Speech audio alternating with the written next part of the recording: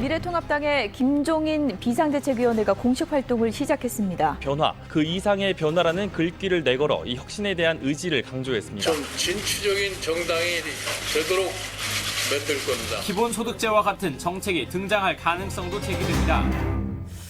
통합당을 진취적인 정당이 되게 하겠다. 진보보다 더 앞서가겠다는 의미다.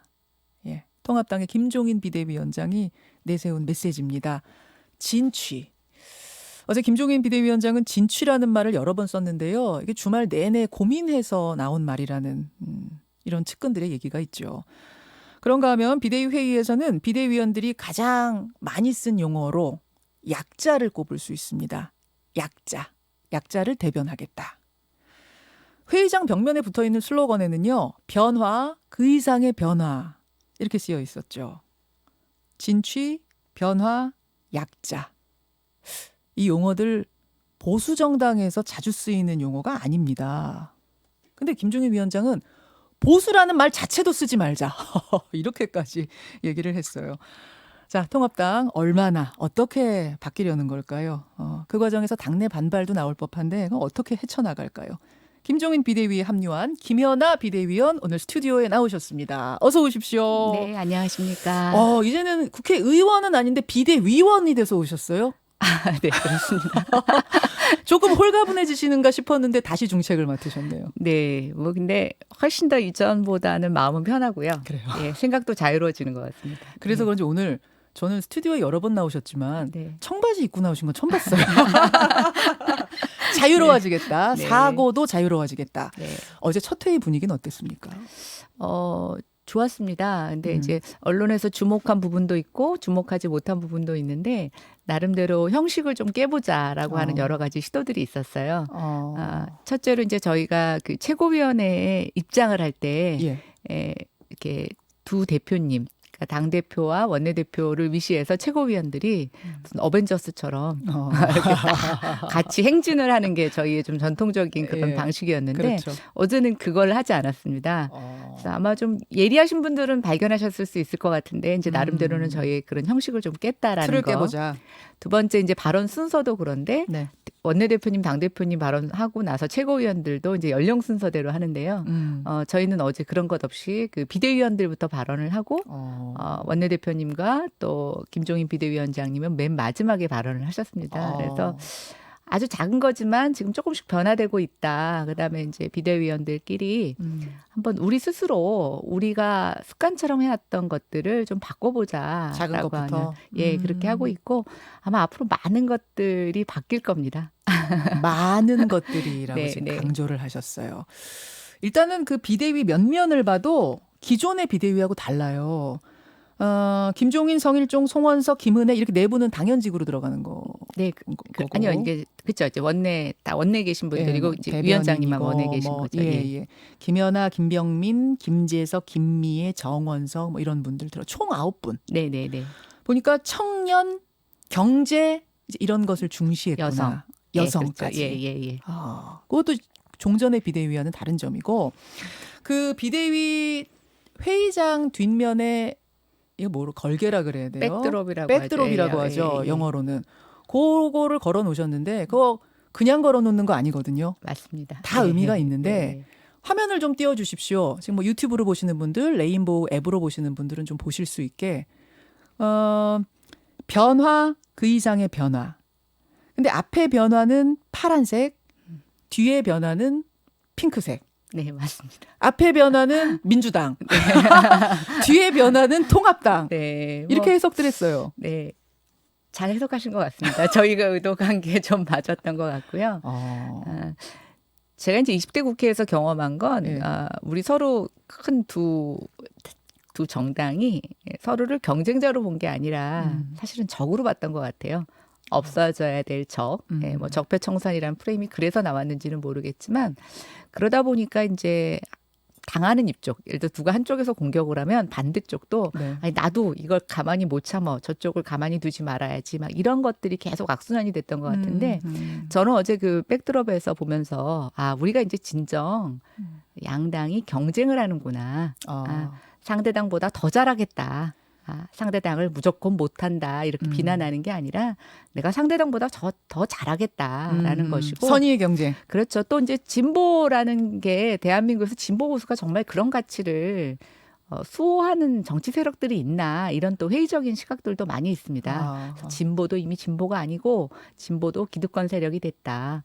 뭐 대한민국 보수가 있었냐 뭐 이런 식의 얘기들을 많이 하고 맞아요. 있는데 예, 결국 그런 측에서 보면은 이제 좀 새롭게 가치 경쟁 또 정책 경쟁을 통해서 네. 좀 대한민국 정치가 바뀌는 계기가 이번에 좀 됐으면 좋겠다. 그리고 저 나름대로는 그 백드롭에다가 이런 의미까지를 좀 더 추가하고 싶습니다. 선의의 경쟁, 국민을 위한 선의의 경쟁. 그렇죠. 예, 예. 그런 의미로 앞의 변화, 뒤의 변화, 색깔을 달리했다. 네. 뭐 이런 말씀.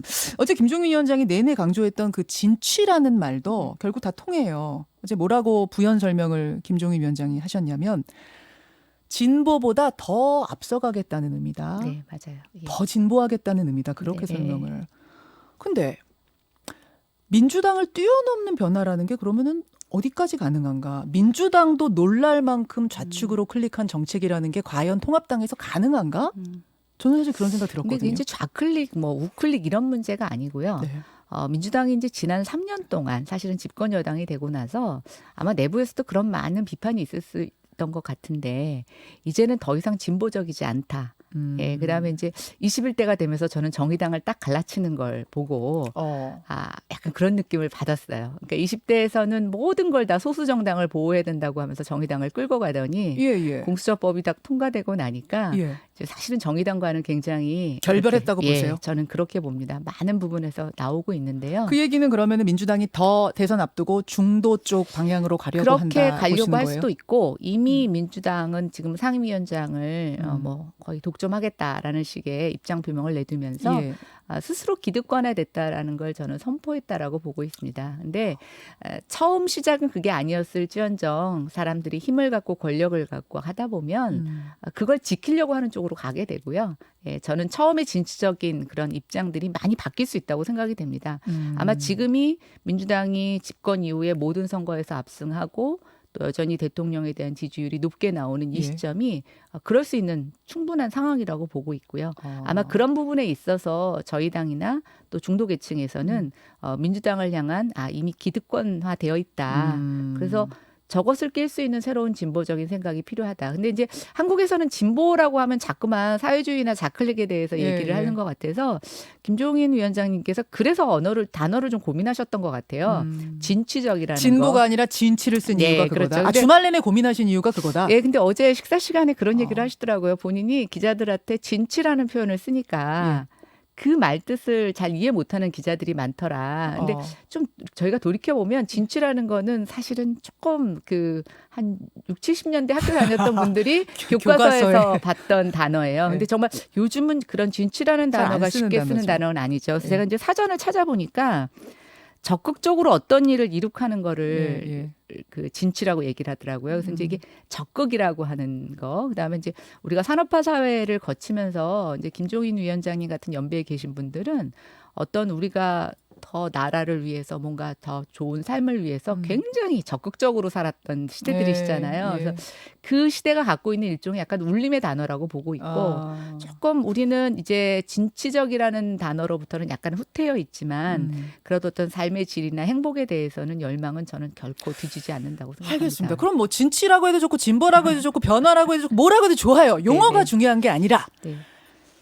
깜짝 그러니까 새로운 것을 내놓더라도 깜짝 놀라지 말아라라고 네. 김종인 위원장이 당원들한테 얘기했다면서요. 네, 네. 비공개 네, 회의에서. 네. 뭘 내놓으시려고 하는 건가? 용어가 중요한 게 아니라 도대체 정책으로서 뭘 내놓으시려고 하는 건가? 저는 그게 궁금해요. 깜짝 놀래고 싶으신데 미리 말씀드리면 안 되죠. 아니 너무 놀랄까 봐 힌트 네. 좀 주세요. 아니요. 힌트라기보다는 지금 다양한 것들을 고민하고 있습니다. 예, 고민하고 있고 그다음에 이제 저희가 가장 갖고 있는 공감대라고 하는 것은 정말 위기다. 지금이 또 지금 우리가 약자라는 표현을 많이 썼는데요. 예. 어제도 저희가 논의 있었지만 저는 이제 누구도 약자가 될 수 있다고 생각이 됩니다. 예. 4차 산업혁명이 되면서 기존에 굉장히 견고했던 직업군들이 다 없어지고 있습니다. 예.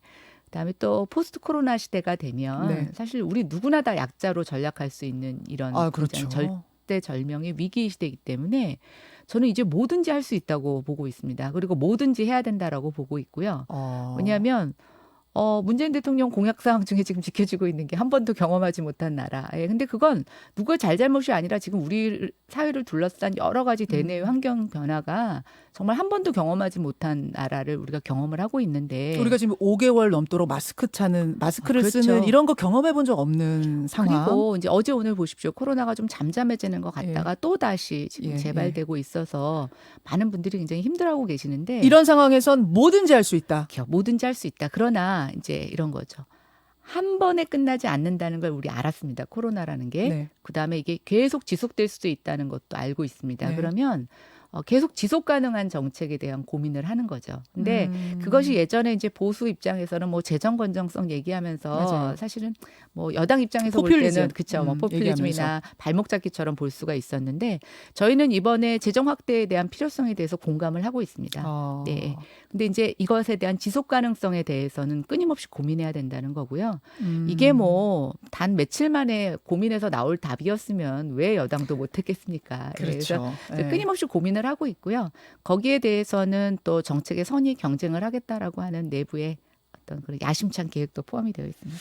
그 기본소득제에 대한 얘기가 통합당 일부에서 나오고 있더라고요. 이미 나오고 있더라고요. 근데 이 기본소득제라는 거는 이제 긴급 재난지원금 한 번 일회성으로 줄 때도 사실은 여러 논란도 있고 했는데 기본소득제는 꾸준히 준다는 거잖아요. 네, 그렇죠. 이 정도까지도 갈 수 있어요? 근데 이제 기본소득제를 시행하기 위해서는 여러 가지 전제가 필요합니다. 근데 이제 우리가 어떤 때 보면 그 제도가 도입되는 시스템에 대해서 전제를 어떤 설정하지 않고 외국에서 하고 있는 어떤 제도에 대해서 잠깐만 그걸 우리에게 도입하느냐 마느냐의 논란만 가져오는 굉장히 표피적인 지금 논의를 하고 있는데요. 제가 말씀드린 것처럼 논의 못할 건 아무것도 없습니다. 그러나 이 논의가 정말 뭐 한 번 일회성 또 우리가 어떤 정치적이나 선거를 앞두고 하는 그런 어떤 포퓰리즘이라고 얘기할 수도 있지만 그런 게 아니라 정말 포스트 코로나 위기 이후에 우리가 대응할 수 있는 방법이라고 하면 저는 뭐 저희도 적극적으로 검토한다고 얘기할 수 있을 것 같아요. 그러나 이제 워낙 김종인 위원장께서 또 경제에 관련 통이시고 굉장히 고민을 하시더라고요. 그다음에 이제 지금 정치 구조나 저희 정강 정책이나 이런 거에 대해서도 많이 고민을 하고 계셔서 조금 이것은 장고의 시간이 필요하지 않을까. 기본소득제도 테이블에 못 올릴 건 없다. 뭐든지 할 수 있다는 측면에서. 저는 뭐 테이블에 못 올릴 건 아무것도 없다고 생각합니다. 다만 장고 조금 이건 깊게 고민해야 될 문제다. 그렇죠. 이런 저희는 여전히 그 진취적이라는 것에는 뭐든지 할 수 있지만 저는 그 단어 갖고 있는 시대 정신은 또 책임감. 그렇죠. 그렇죠. 뭐 고려할 건 많. 이 방향에 대해서 과연 당도 하나가 돼서 똘똘 뭉쳐서 따라와 줄 것인가 저는 이 부분이 좀 의문이에요. 왜냐하면 이미 당 외부에서는 비판의 목소리가 공개적으로 나옵니다. 홍준표 전 대표 지금 이제 무소속이신데 좌파 이중대 흉내내냐 이 얘기를 했습니다. 근데 저도 정치를 해보지만 항상 정치인들에게 있어서 응원하는 소리보다는 비판하는 소리가 더 많이 들리고 또 비판하는 소리는 작은 소리지만 크게 들릴 때가 있습니다. 그래요. 근데 이제 작은 소리입니까? 지금 이 소리는? 뭐 이제 아직은 숫자적으로는 작으니까요. 근데 저는 이제 비대위에 합류하면서 그런 생각을 했는데 이제 우리 당이 싸워야 되는 거대한 두 가지의 싸움이 있다. 일단은 지금 역대 최소 야당으로서 원내에서 우리가 어떻게 싸워야 되느냐. 그러니까 반대를 위한 반대가 아니라 그 반대를 넘어서는 대안을 제시해서 만들어가자고 하는 어떤 여당의 지금 약간 독점적인 프레임이 있는데 이것을 어떻게 깨고 들어가서 같은 플레이어가 될 거냐라는 싸움이 이번에 더 어렵다고 보고 있고요. 두 번째는 바로 우리 내부와의 싸움입니다. 그렇죠. 변화가 어려운 건 내부에서 여러 가지 관성이 있기 때문입니다. 또 저항이 있기 때문입니다. 그렇죠. 근데 그 저항이 있는 이유 중에 하나는 우리가 가는 방향이 맞아? 이렇게 하면 돼? 이거 안 되는 거 아니야? 확신이 없으니까. 그렇죠. 확신과 신뢰가 없기 때문에 그런데요. 저희가 이 저항을 이겨내고 관성을 이겨내는 방법은 우리 내부 안에서의 이런 신뢰를 주고 또 확신을 주는 거, 또 의지를 주는 거. 근데 분명한 건 지금 변하지 않으면 안 된다. 이번에 우리가 변화하지 못하면 우리 정말 어려울 수 있다라고 하는 공감대는 있는 것 같습니다. 절실함은 그 어느 때보다 있다. 맞아, 있습니다. 자, 30초 남았는데요. 김연아 비대위원이 특히 교육 쪽, 복지 네. 쪽 이쪽 담당을 주로 하게 되실 거라고 제가 들었는데. 아니요. 이제 그 여성 저출산 관련해서는 이제 아. 여성위원이 2명이기 때문에 네네. 할 거고 저는 그거와 함께해서 이제 경제혁신위원회 경제 쪽도. 또 담당할 계획입니다.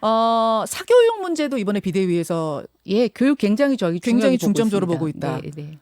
할 수 있는 게 뭐가 있을까요? 예를 들면 글쎄요, 이제 제가 학부모님들 여기서 많이 듣고 계셔서. 네, 예. 아니 근데 뭐 교육에 대해서는 일단 평등하지 않다라고 하는 것이 저의 기본적인 입장입니다. 예. 지금 이제 정부가 여러 가지 대책을 세우고 있지만 그 사교육이라는 게 결국 다른 데서 교육받을 수 있는 기회가 주어지는 아이들과 그것을 할 수 없는 아이들의 이 불평등이 굉장히 심하거든요. 네네. 그래서 저희 교육에 있어서는 그런 교육에 대한 기회의 균등성을 굉장히 중요하게 보고 있고요. 대입도 건드릴 수 있습니까?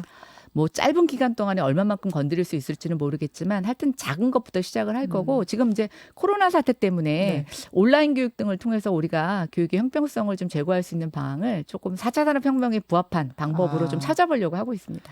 여기까지. 뭐 첫 술에 우리가 결론까지 다 낼 수는 없을 테고 오늘 큰 방향에 대한 감을 좀 잡은 것 같습니다. 잘해 주시길 바라고요. 네. 고맙습니다. 네, 감사합니다. 통합당 김연아 비대위원이었습니다.